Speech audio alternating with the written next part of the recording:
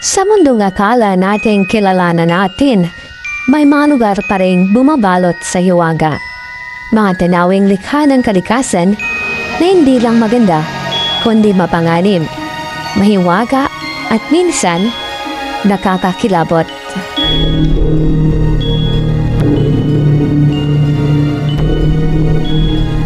Ako si Dalbox at ngayon, samahan niyo ako sa isang paglalakbay patungo sa isang lawa na kayang gawing estatwa ang anumang mabiktima nito. Welcome sa mundo ng kababalaghan at kalikasan. Ang video ito ay ginawa para sa layuning edukasyonal at dokumentaryo lamang. Ang inang imahe at eksena ay maaaring mula sa AI o stock footage na ginamit para mas may pakita ang konsepto ng kwento. Wala itong layuning manakot, bandin lang o magpakalat ng maling impormasyon. Sa silangang bahagi ng Africa, sa hangganan ng Tanzania at Kenya, may isang lawa na tila hindi bahagi ng mundo ito. Ang Lake Natron, tila katahimikan ng impyerno. Sa unang tingin maganda, mapula ang tubig, tila gawa sa alak ng mga Diyos. Ngunit sa ilalim ng malasagradong kulay, isang misteryong kumikitil ng buhay.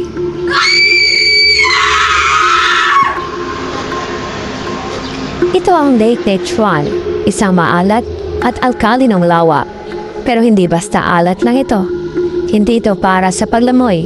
Hindi ito para sa pagliligo. Ito ang lawa na kumikitil ng buhay. Sa temperatura na umaabot hanggang 60 degrees Celsius at pH level na kasing taas ng 10.5, ang tubig dito ay tila likidong sabong panlaba. Ngunit mas matindi. Tulad ng tinatawag na Soda Lake, puno ito ng natron, isang natural na halo ng sodium carbonate at baking soda na galing sa vulkan sa paligid nito. Kapag ang isang hayop, ibon, paniki, kahit isda ay napadapo o naligo sa lawa, may posibilidad na sila'y mamatay at sila'y maging isang bato. Unti-unting natutuyo ang katawan nila. At sa kalaunan, tila binabalot ng asin at soda ang kanilang bangkay, parang sinimento ng kalikasan. Tila mga estatwa ng kamatayan. Ang prosesong ito ay hindi mahika. Ito ay kimikal. Una, ang mataas na temperatura ng lawa ay mabilis ang nagpapatuyo sa katawan ng hayop.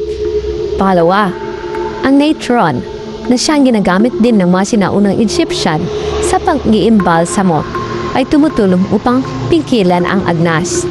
Ang pangatlo, habang natutuyo ang katawan, binabalot ito ng asin na nanggagaling sa lawa. Kaya sa halip na mabulok, sila'y na-preserve, parang naging petrified na skulptura.